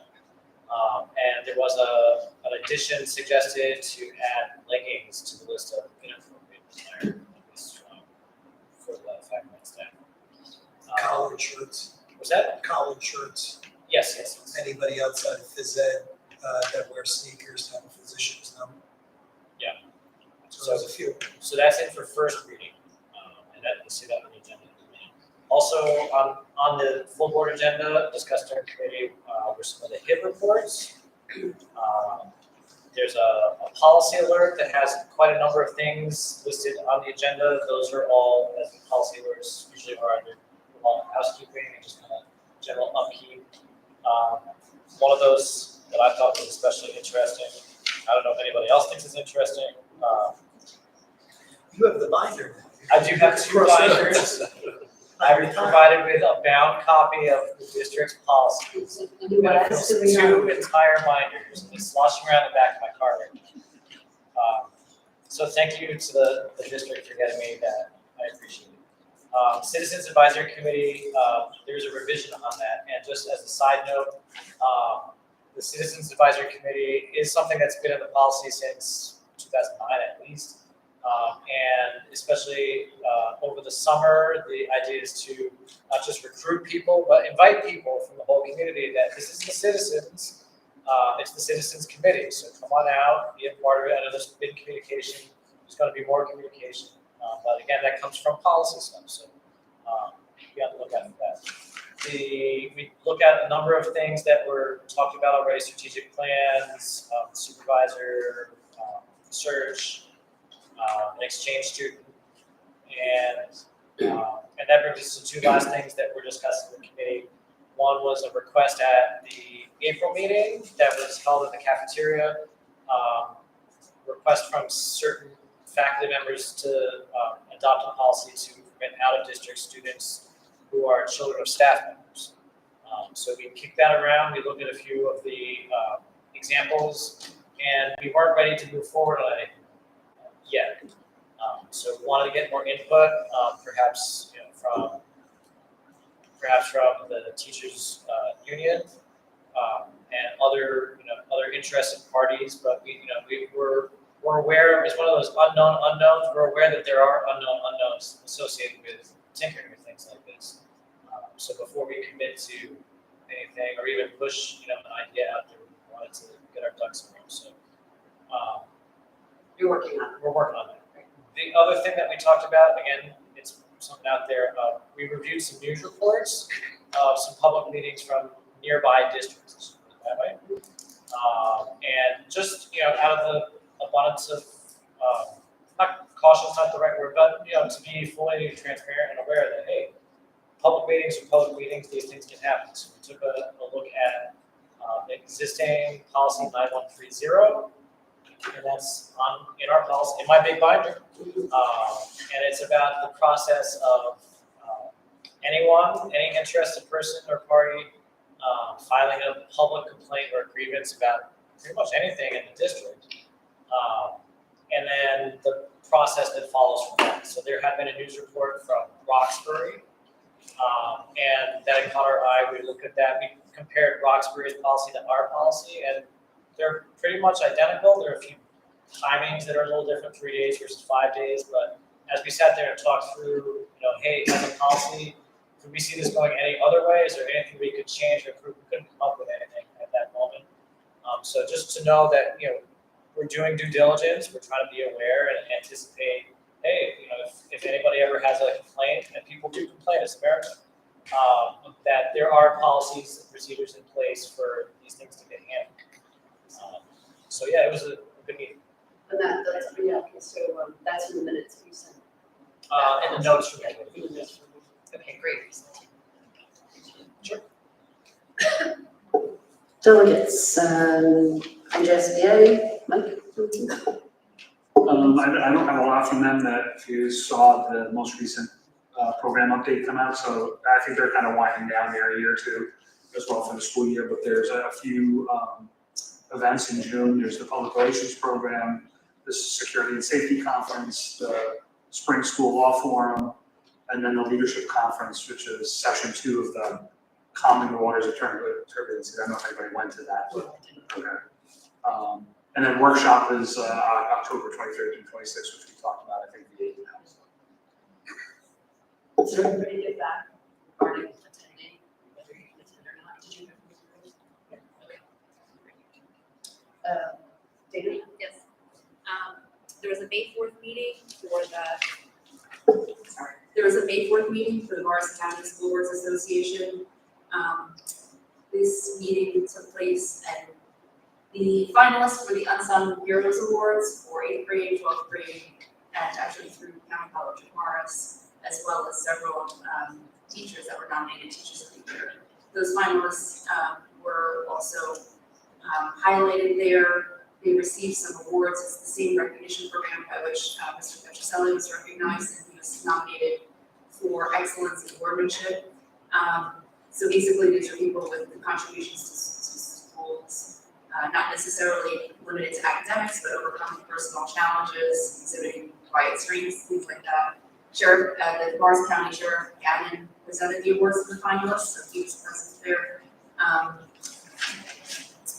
The new incoming NJSBA president, Dr. Karen Borromino, was, she was there, she was introduced, it was the last meeting for the previous, so she's becoming, I think at this point, new president there, and they also introduced and swore in a new board of directors, the members and the officers for the Morris County School Board Association, so I have a list of all of those new members now, so that's about it. Thank you. John, do you have anything legislative? It's budget season, there's lots of stuff happening. One bill that passed both houses gives districts the flexibility to rehire retirees, so anybody that just rehire them pretty quick. There's also one in that would allow teachers to deduct $250 in supplies purchased from their New Jersey taxes. I think you can do that in the US already. And there's another one that extends the working life of school buses from 15 to 20 years. So, yeah, anytime. And there was the governor just signed the tuition law too. Oh, that's right, yeah. That's now law. I mean, all it said was that tuition has to be the same. Right. And I actually, it doesn't state what that is, and it's not like the same in every district. But you can have different tuition for teaching staff members. So I didn't read the whole law, I just read the little excerpt, but it was interesting that it's something we're discussing, and Murphy just signed the law, so we'll have to review that and look at the tuition policy. Okay, community relations, Kate? Yes, we met, I don't think I sent out the minutes yet, did I? No. I don't think I did. So we did meet on, I don't know what the date was. Do you remember what the date was, Kelly? May 6th. So we had some good updates. Chief was there. I don't think he's here anymore, so thank you there, Chief. Gave some good updates. I will get the minutes out for that shortly. Kate Harris? One of the representatives for Cape Harris was able to come to the community relations meeting, so it was good to be able to kind of share the mission of Cape Harris with the administration and start to collaborate a little bit more on what can be done and funds can be shared. And Carl, anything on Kate yet? I did reach out to Michelle, we're a little late for this meeting, but we'll try to get more of an update. Another major thing is trying to get back into the nonprofit status, so I'm looking for next time. Okay, now we have petition hearings of citizens for agenda items. Anybody would like to come up and talk, or any comments on agenda items? No, okay. Oh, no, okay. Finance, facilities, and security, it's me, agenda items 1 through 20. Represent the Finance, Facilities, Security Committee's recommendation, and they will be voted upon as a group. So we have 1 is the Treasurer's report for April, 2 is the Secretary's report for April, 3 is the budget transfers, 4 is the Secretary's certification of budgetary line items, 5 is the Board certification of budgetary line items, 6 is the bills list, 7 is a resolution to reimburse the teaching staff job expenses as outlined in the attachment A for finance, to accept the emergency drill report in attachment B, a resolution to approve the school bus emergency evacuation drill reports. Sign 10, to accept donation.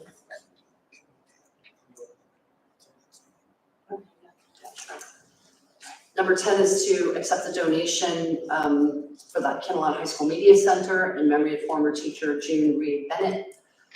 And then number 11, Mr. Mango would like to table. You want to postpone the vote or talk about that? Well, we can just table it for now. I'm working with Mr. Doty for an organization that's trying to start a gym in another town nearby. And we just have to get the details on that, and maybe we could donate it for another good cause rather than throw it away.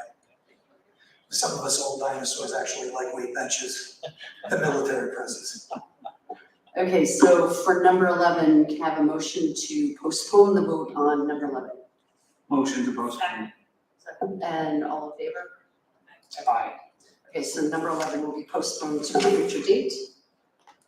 Number 12, resolution to approve special services physician and agency directory, which is in attachment C. Resolution to pay for the strategic planning with NJSBA at a cost of $3,000. Resolution to approve the strong evaluation system, which is in attachment D. Resolution to accept a donation of $2,750 for Life Skills 19 to 21 program at Kinnelon High School on behalf of the Gallagher Family Giving Fund. 16 is a resolution to renew the agreement with the Polaris Galaxy Group, the pooled insurance program of New Jersey. 17, a resolution as follows: to join this, which is the joint insurance pool. The pool was approved July 1st, 1984. The bylaws and regulations governing the creation contain elaborate restrictions and safeguards. The Board of Education of Kinnelon Public Schools has determined that membership of the pooled insurance is in the best interest of the district, and therefore be it resolved that the Board of Education of Kinnelon Public Schools hereby agree to join and renew this the membership in the pooled insurance program. Be it further resolved that the business administrator is authorized to execute this application for membership, and that the board administrator is authorized and directed to execute the indemnity and trust agreement as required by the group's bylaws. Number 18, be it resolved that the Board of Education hereby approve the renewal of the contract with Mascios Food Service, and be it resolved that we will agree to the annual management fee of $20,009.52 payable in 10 monthly installments.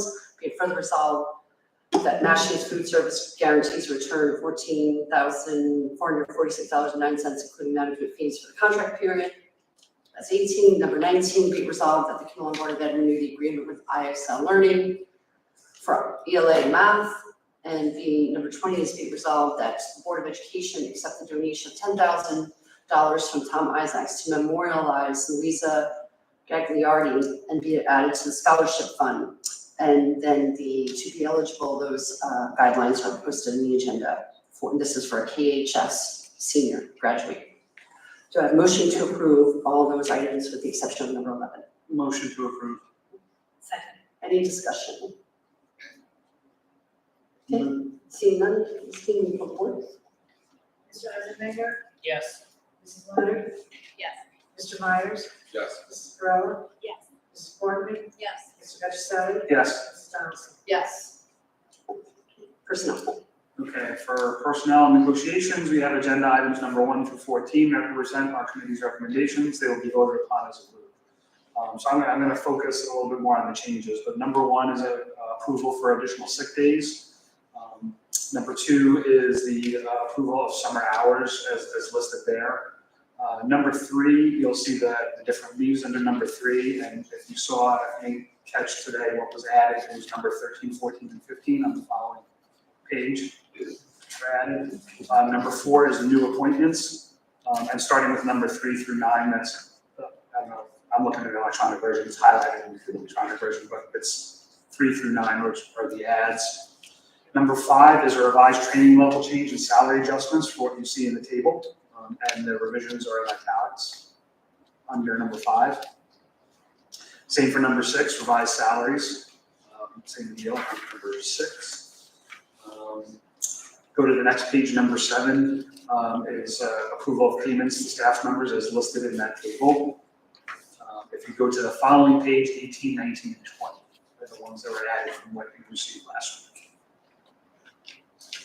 Number 8 is the approval of the revised attachment A, ESY summer program staff. Number 9 is the approval of the 2 job descriptions that Mr. Mango was talking about earlier, the department chairperson for ELA and Fine and Performing Arts, one for K through 5 and one for 6 through 12. Number 10 is the rescind of a stipend. I'm sorry, did I say number 10, right? Yes. Number 11 is the appointment of the substitutes. Again, there's some additions there from what you received last week, 20 to 24 are the additions, which are summer work and 1 substitute secretary. Number 12 is the approval of the summer athletic team practice there, June 12th and August 1st. Number 13 is the peak parent chaperones, which you see listed under number 13 on the following page. And then finally, number 14 is the approval of the substitute listed there, so there's just one. Now, number 14 is also an addition from what was sent last week. So I would ask for a motion to approve items 1 through 14. Motion, Second. any discussion? Seeing none, Ms. Keen, will you call the board, please? Mrs. Leonard? Yes. Mrs. Myers?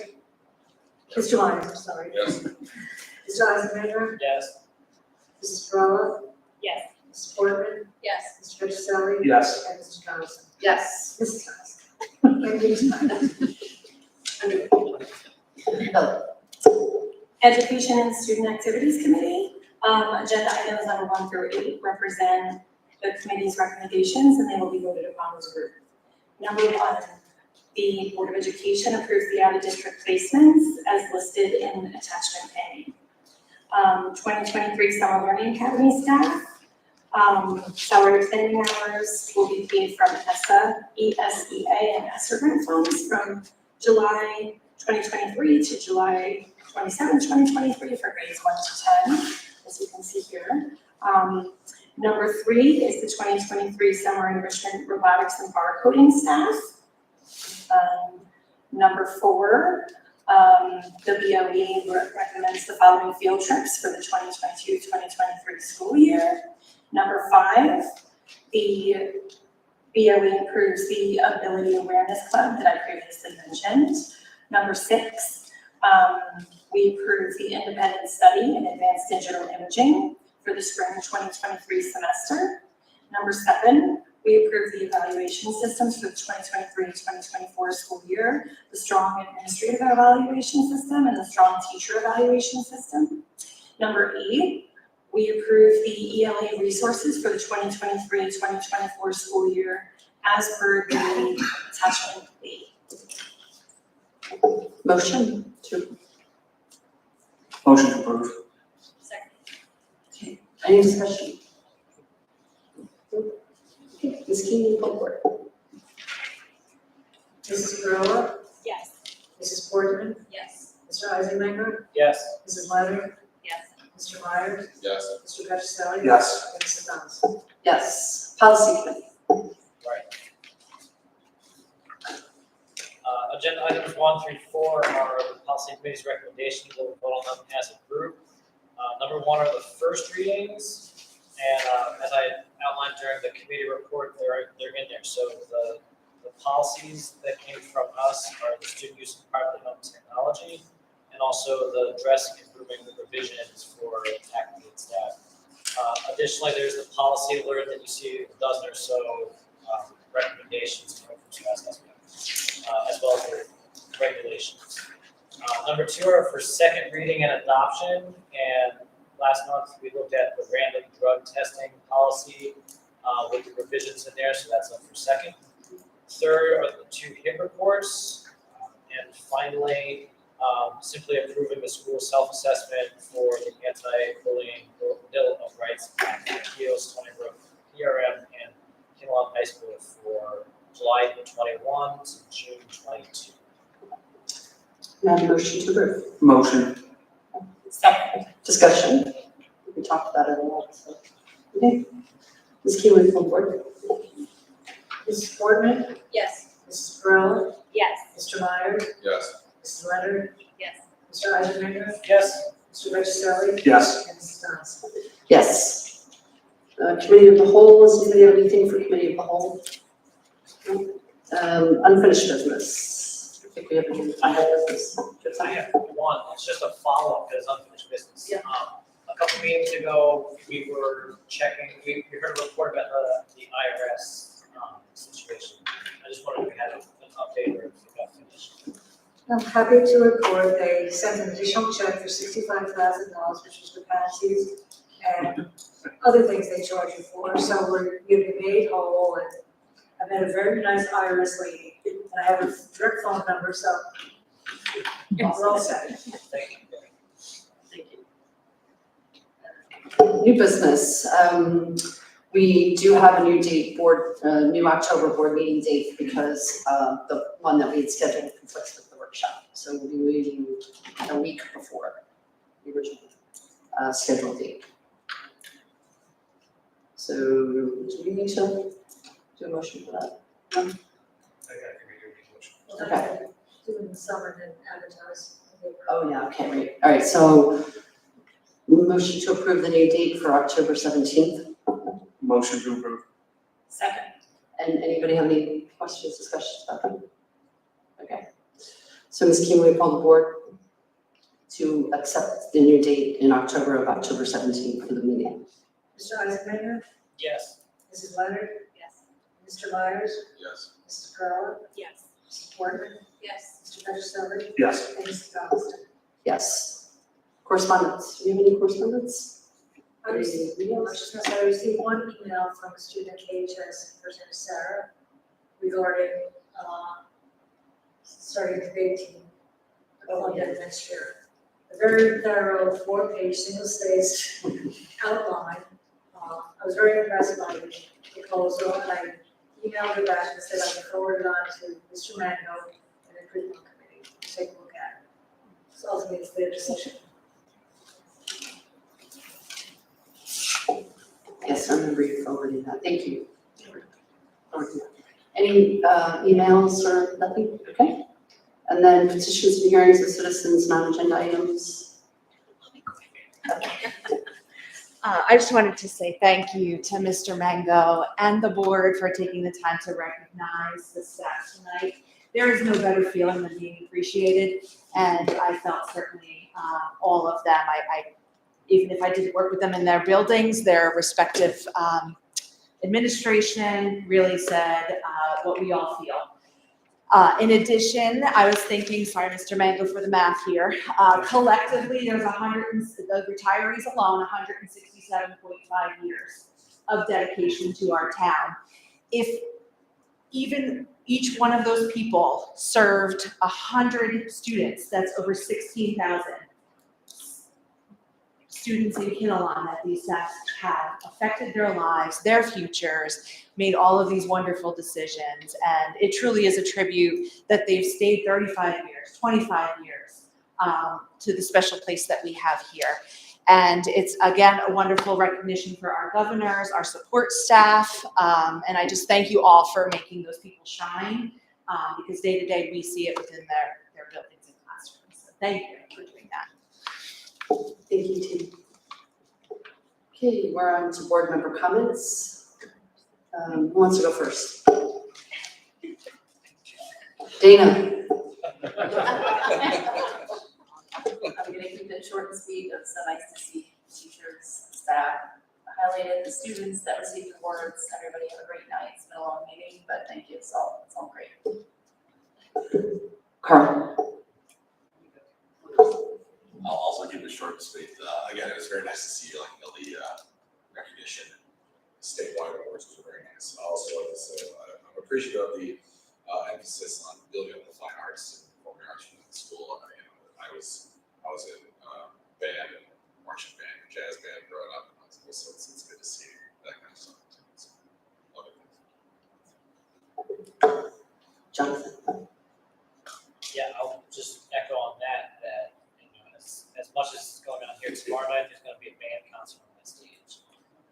And then following that, in the weeks to come, all the other concerts are gonna be over here, so come and support all the kids, sing and play instruments and that kind of stuff, because, it's their game day, so to speak, it's the concert or performance.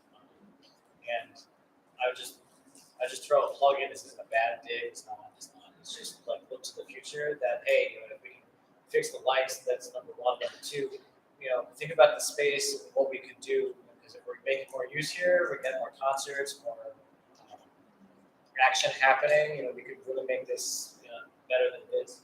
So, thanks, have a good night. Kelly. I just wanted to say I thought it was amazing to see so many people celebrating tonight.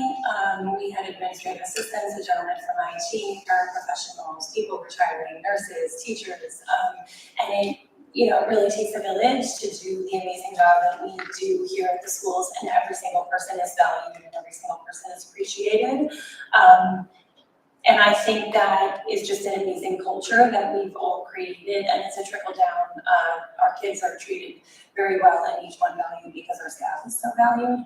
I also really love to see that like our current staff is so enthusiastic about staying and taking on more leadership roles and wanting to build our districts and make it the very best that it can be. I just am filled with enthusiasm every time I come to a board meeting. It's just amazing. This time of the year is like my favorite time of the year because I feel like all of those academic skills have been learned and all of the friendships have been cultivated. And it's just a really special time of the year for our kids to let their hair down and kind of reap all the things that they've sown this year and just relax a little bit and just enjoy the last couple days of school. I know all the schools are so busy. So thank you to the staff that are going hard right until the end in June. And just thank you to everybody because I feel like it's just always such good news when we come to these meetings. So thank you to everybody. Good night. Jen? I'll keep it short and sweet as well. I echo everyone's comments. It's wonderful to be part of such a positive community, from administration to teachers to support staff and to our students' successes. It's great. Let's just keep it going. I have to agree, I saw the email with the chess club proposal, or not chess, the club, sorry, proposal, and it was very well written, and so I would just encourage the education committee to take a good look at it and see if it could be supported. And I think that's it. Thank you.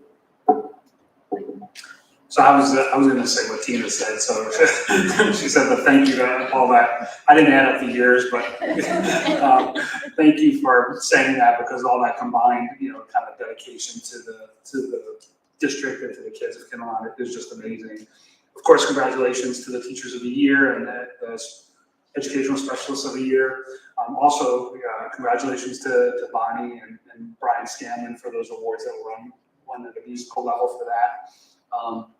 And then just thank you for everybody who kind of participated today. So Mrs. Olawale, Mrs. Utel, Mr. Suda, Mrs. Trombetta, Mrs. Chirello, Mr. Mongan, who I missed, Mr. Chivas and Mr. Arroyo, Mr. Janicelli, thank you for presenting as well. So, we appreciate kind of all that happens on the administrative side also that you guys put into those awards and making those teachers feel special. So thank you for that.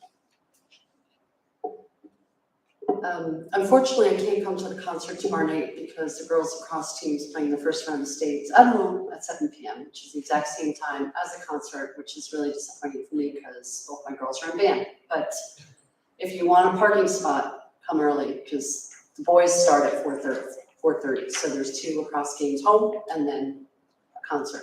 So tomorrow night's going to be busy at KHS. Everybody's pretty much captured it all. I just am really truly grateful to be on this board with all these board members and the superintendent with the support of the administration, because I have a lot of kids in the district still, and there's great things happening for them, and the future is just even more exciting. So still a lot of work to do, but it's fun stuff because we're getting a lot done. So thanks all for coming. I do have to now request a motion to go into executive session. Motion to go into closed. Second. Okay. We are going to now convene or end the public meeting and go into closed session. Before you just say something. Oh, yes, sorry. Mrs. Supton, I'm gonna impress you with my math now. And so while we go around the table, I know it's that time of year where folks get antsy and petitions are needed and made. But I can tell you, as a seasoned superintendent, that this board that our community selected before you works endlessly. So while, yes, many thanks to everybody who came tonight and for all of our administration's help in pushing that forward and all the work that we saw presented, nonetheless, none of it happens unless the board is a well-oiled machine. And what we make look easy and simple up here with our votes does not come without work and time. So my math, Mrs. Supton, for this month, just for folks in our community to know, the board and committee has already spent 7.5 hours of in-person time. That doesn't count tonight's meeting, and we're still not over. That doesn't count the Education Student Activities Committee meeting that'll probably run 5 hours on May 31st next week. That doesn't count all the emails, the phone calls, and the texts from my office, from my phone, on weekends, at night, in the day, in the middle of the day. I am relentless.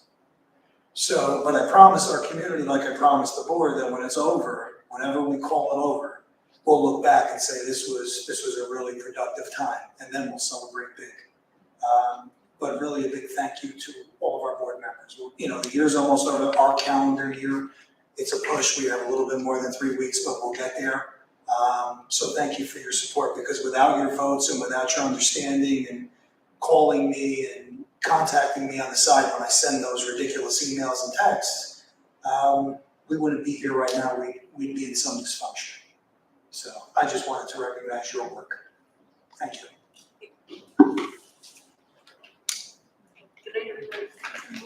Have a good night, everyone. Something you like that? I like that.